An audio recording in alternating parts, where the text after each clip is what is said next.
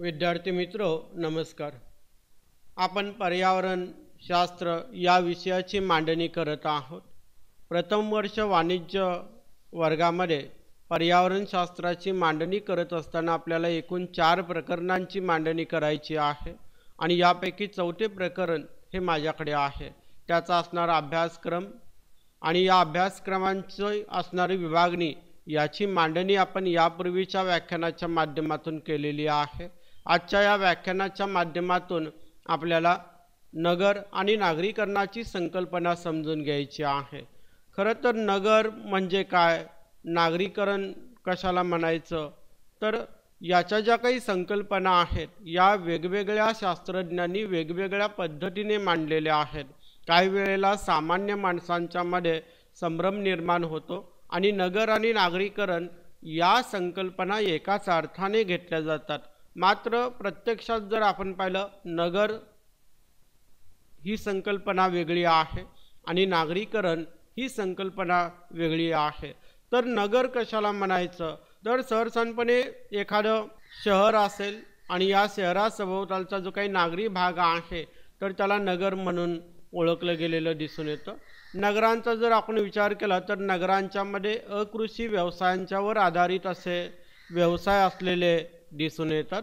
विकासाचा जर आपण विचार केला तर विकासाच्या दृष्टीने नागरी प्रदेश किंवा नगर जे आहे हे ग्रामीण भागापेक्षा थोडेसे अग्रेसर असे असलेले दिसून येते। या ठिकाणची व्यावसायिक संरचना असेल, त्यानंतर लोकसंख्येची घनता आहे, असे वेगवेगळे घटक जे आहेत हे घटक आपल्याला नगराची व्याख्या करत असताना उपयोगी पडतात। महत्त्वाचं म्हणजे नागरी रचना पाहिल्यानंतर त्या ठिकाणची इमारतींची रचना आहे, रस्त्यांचं प्रारूप असेल, इमारती किंवा मानवी वसाहती आहेत यांचं वितरण आहे, हे प्रारूप विचारात घेऊन आपल्याला नगराची अतिशय उत्तम अशी व्याख्या करता येते। तर नगराच्या वेगवेगळ्या व्याख्या या वेगवेगळ्या देशांच्या मध्ये करण्यात आलेल्या दिसून येतात। यापैकी भारताचा जर आपण विचार केला तर भारतामध्ये भारतीय जनगणना अहवालाच्या माध्यमातून नगरांच्या व्याख्या करण्यात आलेल्या दिसून येतात। यामध्ये किमान 5000 इतकी लोकसंख्या असेल तरच एखाद्या ठिकाणाचा समावेश जो आहे हा समावेश नगरांच्या मध्ये केला जातो।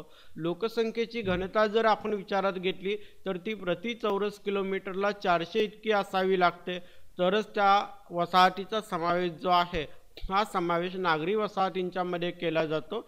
एकूण लोकसंख्येपैकी साधारणतः 75% लोकसंख्या ही अकृषी व्यवसायांच्या मध्ये किंवा अप्राथमिक व्यवसायांच्या मध्ये गुंतलेली असली पाहिजे, तरच अशा ठिकाणाचा समावेश जो आहे हा समावेश नागरी वसाहतींच्या मध्ये केला जातो किंवा नगरामध्ये केला जातो। थोडक्यात भारतीय जनगणना अहवालाच्या मते किमान 5000 इतकी लोकसंख्या, प्रति चौरस किलोमीटरला किमान 400 इतकी घनता आणि 75% लोकसंख्या ही अप्राथमिक व्यवसायात गुंतलेली असेल तर अशा ठिकाणाचा समावेश जो आहे हा समावेश नगरांच्या मध्ये केला जातो, त्याला नगर असे म्हणतात। म्हणजेच नगरांची व्याख्या करायची असेल तर त्या वसाहतीची लोकसंख्या ही 5000 किंवा त्यापेक्षा अधिक असली पाहिजे, त्या वसाहतीची लोकसंख्येची घनता ही प्रति चौरस किलोमीटरला 400 पेक्षा अधिक असली पाहिजे आणि त्या वसाहतीमधील एकूण जे काही काम करणारे लोक आहेत तर या लोकसंख्येपैकी 75% लोकसंख्या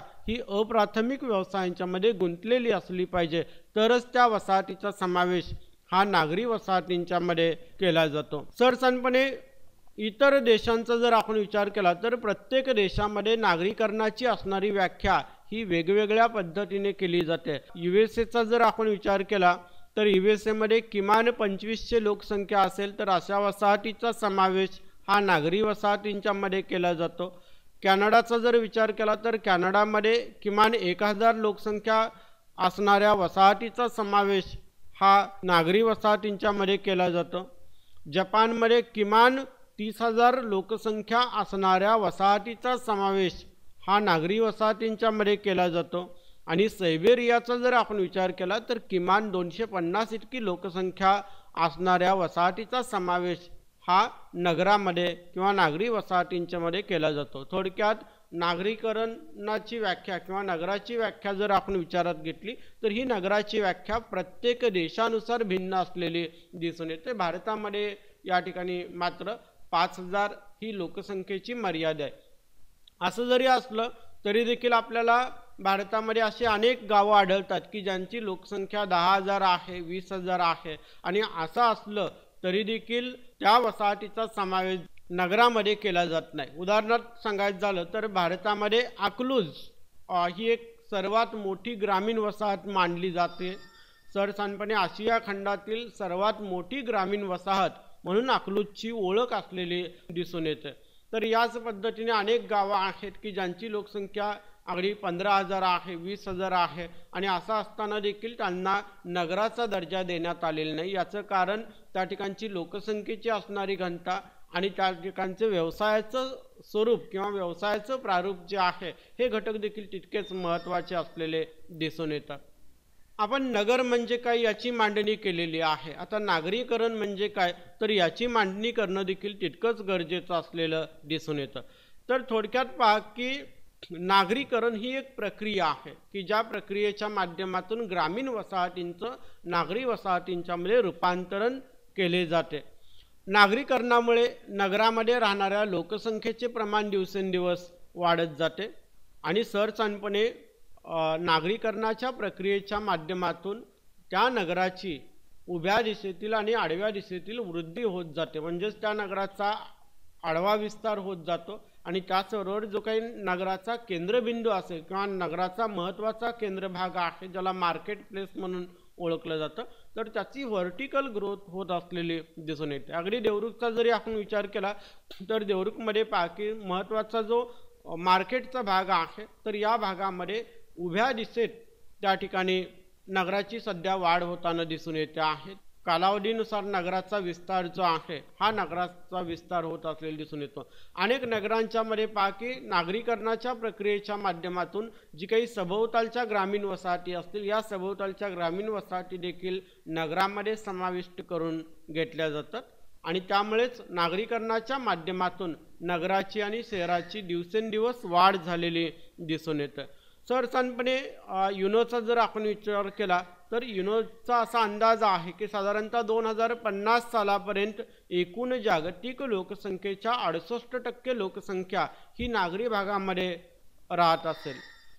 भारतातील नागरीकरणाचा कल जर आपण पाहिला तर साधारणतः 1901 साली भारतामध्ये फक्त 25.85 दशलक्ष म्हणजेच कोटीचा जर आपण विचार केला तर 2.58 कोटी इतकी नागरी लोकसंख्या होती। या नागरी लोकसंख्येमध्ये साधारणतः 1931 पर्यंत फारशी वाढ झालेली नाही, मात्र 1931 नंतरच्या कालखंडामध्ये भारतीय लोकसंख्येमध्ये ज्या पद्धतीने वाढ घडून आली तर तशीच वाढ या ठिकाणी भारतीय नागरी लोकसंख्येमध्ये देखील झालेली दिसून येते। साधारणतः 1951 साली भारतामध्ये 62.44 दशलक्ष इतकी नागरी लोकसंख्या होती आणि 2011 सालचा जर आपण विचार केला तर ती 377.1 दशलक्ष इतकी झालेली आहे। थोडक्यात पहा की 1951 ते 2011 या कालखंडात भारतीय नागरीकरणामध्ये किंवा भारतीय नागरी लोकसंख्येमध्ये झपाट्याने वाढ झालेली दिसून येते।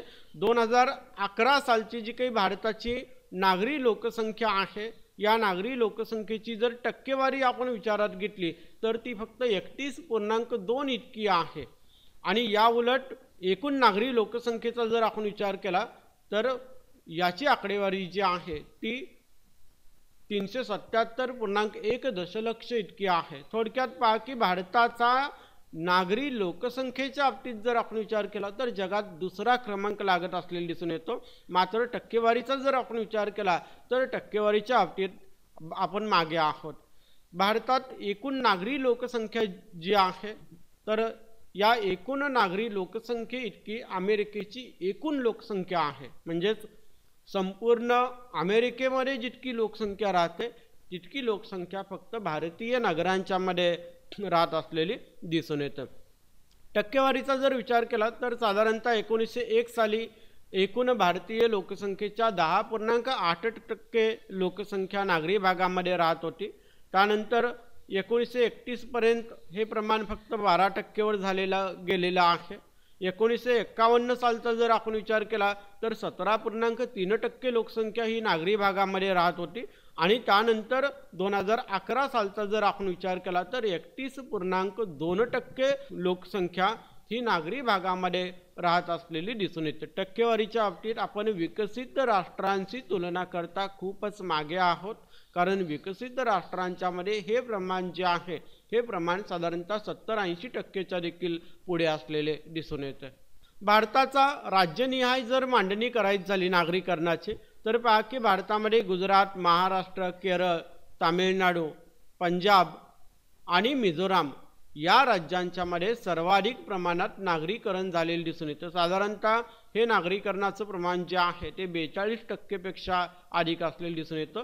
एकूण भारताची सरासरी जी आहे ती 31.2% आहे। मात्र गुजरात, महाराष्ट्र, केरळ, त्यानंतर तामिळनाडू, पंजाब आणि त्यानंतर मिझोराम या राज्यांचा विचार करता तर या राज्यांच्या मध्ये एकूण नागरी लोकसंख्येचं प्रमाण हे 42% पेक्षा अधिक असलेलं दिसून येतं। साधारणतः कर्नाटक, त्यानंतर पश्चिम बंगाल, हरियाणा या राज्यांचा विचार करता या राज्यांच्या मध्ये हे जे प्रमाण जे आहे ते 37 ते 41% या दरम्यान असलेले दिसून येतं। राजस्थान, उत्तर प्रदेश, बिहार, झारखंड, छत्तीसगड आणि ओरिसा आणि ईशान्येकडील जी काही महत्त्वाची राज्ये आहेत यामध्ये अरुणाचल प्रदेश आहे, आसाम आहे, तर या राज्यांच्या मध्ये असणारी नागरी लोकसंख्या ही 25% पेक्षा देखील कमी असलेली दिसून येते। आणि जर आपण विकासाची पातळी विचारात घेतली तर ज्या राज्यांच्या मध्ये नागरीकरणाची पातळी उच्च आहे तर ही राज्ये विकासाच्या दृष्टीने अग्रेसर असलेली दिसून येतात। धन्यवाद।